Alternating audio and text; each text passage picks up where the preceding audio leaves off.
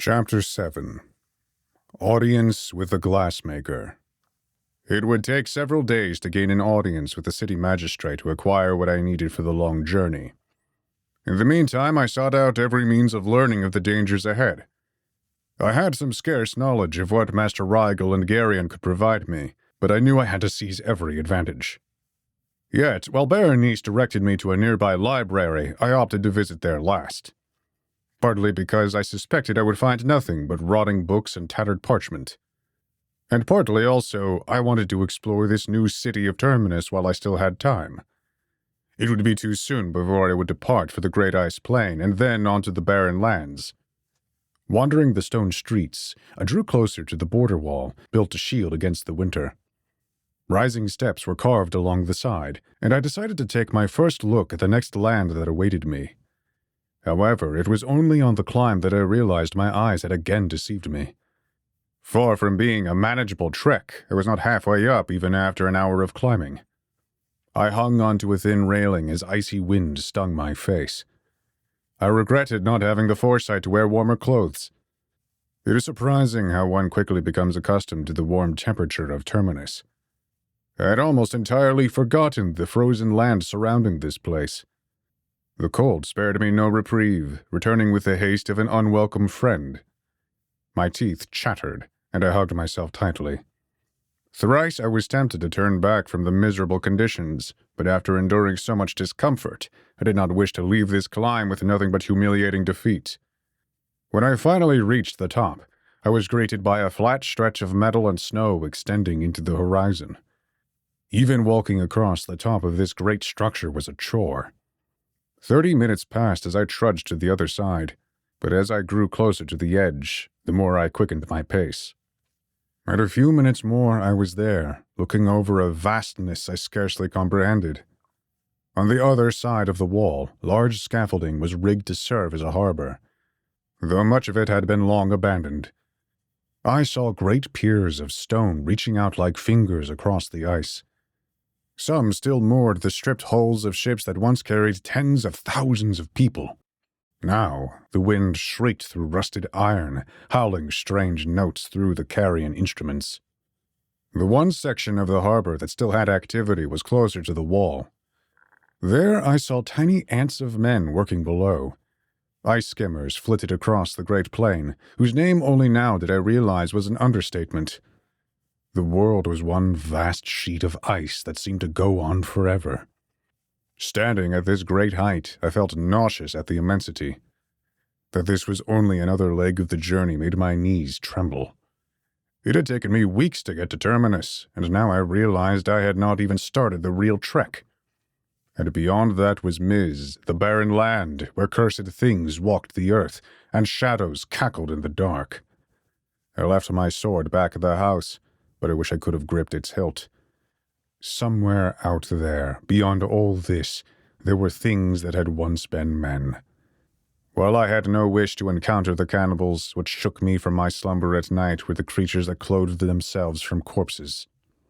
I feared the ones whose empty eyes burned with an orange glow, the one who would take you in the night. It was said even the cannibals ran when they saw strange forms wandering across the moonlit ice. I no longer wanted to stay on the wall, pondering what horrible fate I would meet. I could not ignore the cold any longer, and I started walking back to the city below. As I've mentioned before, the roads of this city are never busy. There are people walking about, yes. However, it was nothing like the rushing crowds of Zodiac. It seemed most were content to stay in their garden homes, waiting out whatever time was left to them. Garion was correct that this was a dying city. This little spark of civilization was fading. I could easily imagine the stone streets and houses soon abandoned, empty, waiting for the cold to take it like everything else. Lost in thought, I bumped into a young child. I turned to apologize, but instead I saw the boy already running down the street. He was an inexperienced pickpocket. If he had kept walking, I likely would have never known my satchel was a little lighter. I was quick to give chase. We ran a ways before the child ducked into a nearby alley. I did not need to look to know what he must have taken. Berenice gave me a pouch of coins for my expenses in the city, and I was not about to let some vagrant child spend that money on sweets and small trinkets. I gave chase, but I soon found myself stumbling in the complicated tangle of narrow paths. I caught one last flash of the boy as he disappeared down a series of turns, and before long, I could no longer hear the quiet echo of his light footsteps. Confused, I ran down a few passages before I realized my quarry was well and truly lost to me. Had I not considered my composure, I would have hurled choice curses at the silent walls around me. As it stood, I remained there kicking myself. I was tired and hungry. I had foregone breakfast because of the feast from last night, and I did not have the chance to eat a noonday meal either. I had planned to spend the rest of the day exploring the city, but after this, I did not want to continue my excursion in such a foul mood. I started backtracking to escape from the labyrinthine walls. I did not know whether my pride would allow me to ask Berenice for more coin. On one hand, I felt I was overreaching my welcome. On the other, I had very few options to procure valuable resources. Garion told me that the magistrate would give me an ice skimmer and food as was required for the journey. But seeing the state of Terminus, I predicted I would be given precious little else. I needed equipment for the cold. I needed a spear drill to burrow through the ice and shelter against blizzards. And I knew I needed more than my sword if I were going to have a chance against the monsters who dwelled in the south. From the narrow passage I spotted an open street. I jogged towards it, happy to finally be free of the twisted alleys. With the confusion of a man waking to half-forgotten surroundings, I entered a strange deserted thoroughfare. It was odd because while some roads of Terminus were rather empty, none seemed completely abandoned like this one. I saw my breath swirl in the frigid air. Here the heating pipes seemed to be broken. The surrounding buildings were in a similar state of disrepair. All of them were emptied of life. I searched the sky for the Castle Padua to orient myself, but the buildings must have obscured it. I sighed and began walking again, hoping to find some landmark I recognized. As I walked by, I paused in front of a shop that showed signs of life. The wooden building's facade was adorned with an array of shimmering goods, carefully arranged on the display. Glass chimes dangled from the thatched roof, their gentle melodies carried by the breeze. With one last look at my unfamiliar surroundings, I resigned myself to their strangeness. Shivering again, and doubly intrigued by this store, I decided to seek directions from the owner. Ducking under a curtain of glass beads, I was at once overwhelmed by the smell of incense. The shop was cramped, with a low-hanging ceiling and very little space to move around the merchandise. Looking around me, I saw every manner of glass bauble arrayed on the shelves. Most predominant were glass spheres encapsulating miniature worlds. Some were of day, others of night, but to my utter surprise and joy, I discovered that I recognized more than a few of them. I saw the red sands of Ultor, named for the avenging son of the sky. I still recall roaming the ancient city of Zodanga and those spiraling minarets of hewn stone, red as crimson on a crimson land. There lies a monastery chronicling every manner of weapon and blade known to men. I saw the deep clouds of Silesia, where schooners with metal wings travel between floating islands.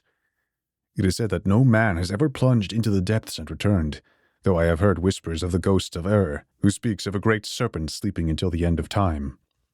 Farthest away, nestled beyond vast gulfs of the dark, I saw the glittering gems of Kerberos. I was astonished that any man outside of the astronomers knew of it. It was a tiny land, seeing only a few pilgrims to the shrine of the Mother Inviolate. I looked around for the shop owner and resolved to meet such a learned individual. Near the back was a counter and a passage into another room. I called out several times, and I heard a rustling from the back room. An elderly man with a hunched back and a long white beard appeared at the threshold. He gave me a wide smile. "Ah, an astronomer! I have not seen your like in many years. Welcome, welcome. My name is Cassio, the Glassmaker." He shuffled around the corner and took my hand, shaking it excitedly. "You are familiar with my school?" I asked, growing more elated. "But of course. When I was but a boy, an astronomer saved my life. Since that day, I have always been a friend of your school. What an occasion! Few travelers come to our city these short days. What fortune I would see one of you again. I confess I could not help but grin as well. To find a friend is always a fortune, especially crossing one so unexpected. Though I admit I was taken aback by the man's features. Some time ago, most of his nose had been lopped off. To remedy this, the man had fashioned a clouded glass prosthetic in its place. His wrinkled head was splotched with all the ugliness that came with age, and I saw that his eyes were cloudy white. Thankfully, however, it was clear he was not completely blind. Yet even if his strange countenance was off-putting, his colorful energy and warm smile put me at ease. Come, you must be cold. I regret I do not have a fireplace, but my furnace near the back should give you some warmth. Please, stay for a while. I have some ale and bread for us to eat. I was quickly shooed into the back room. Here there was a veritable workshop. If the craftsmanship outside was not enough to convince me that this was a master of his trade, this room did. I saw all manner of tools and implements carefully hung on the wall. On several tables were half-dozens of half-completed projects. I noticed on the mantel above the furnace there was a completed sphere much like the others. Yet I did not recognize this one. It was of a beautiful garden with every shade of flower. 12 distant slabs of stone were scattered among the trees, each bearing an insignia too small for me to make out. In the center was a red rose crowned with a wreath of thorns. I took one of the seats and admired the garden while the glassmaker retrieved our meal. Shuffling back with his promised ale and bread, he handed me a glass, and we both supped as we conversed. We chatted about small matters for some time. I inquired why he had set himself on such a lonely street, and he responded that all the streets of this city were lonely. Eventually our talk turned to his craft. "Have you been to all these places?" I asked, piqued at what inspired the spheres. Yes, I took to traveling at an early age. I learned the craft of glassmaking to pay for my keep. It's a wonderful trade in my old age. Each sphere is made from light refracted from the lands I visited. To look upon one is to see it as if you were there. Forgive me, but how does the light not run out? We astronomers have created many mechanisms to entrap and entangle light, but none such as these. Are the spheres not illuminated by common sunlight? Cassio wagged his single finger. A difficult question. I spent many years pondering the mechanism. I discovered that by continuously sifting the particle backwards through time, one could effectively catch the light within. Slowly, slowly. It's a fickle particle, and you mustn't ever be careless. But once in the sphere, the light cannot run out until it returns to its natural star, which it will spend forever seeking. I blinked, and my heart quietly fell in my chest. It had not occurred to me that the glassmaker may have lost his wits in his old age. I was disappointed in myself. I should not have expected else after everything that had happened. The glassmaker studied my expression, apparently realizing my change in mood. You do not believe? You think such a thing is impossible? My voice caught in my throat, and wishing to be kind as possible to the man who had shown me great courtesy, I considered my words carefully. There are many strange oddities in the world and many things beyond my knowledge. Who is to say? Cassio's smile widened into a mischievous grin. I asked whether you believe, and you would not answer me. I say you are the worst kind of skeptic. A man who remains staunchly undecided. Do not get up. I recognize you now, old friend. You doubt my craft? Very well. I shall perform an even more impossible feat for your lack of belief. I shall give to you what you shall want most, but do not yet know. The glassmaker got up from his chair and walked briskly over to a set of drawers. Pulling one out and ruffling through the contents, he procured 4 mirrored spheres. These were much smaller than the ones scattered throughout his shop, all of them easily fitting within the palm of his hand. I watched with some interest as Cassio cupped his hands and gave them to me. When sword and flame fail you, take the sphere and crush it in your hand. Do not ask me when or where. You will know when the time is right.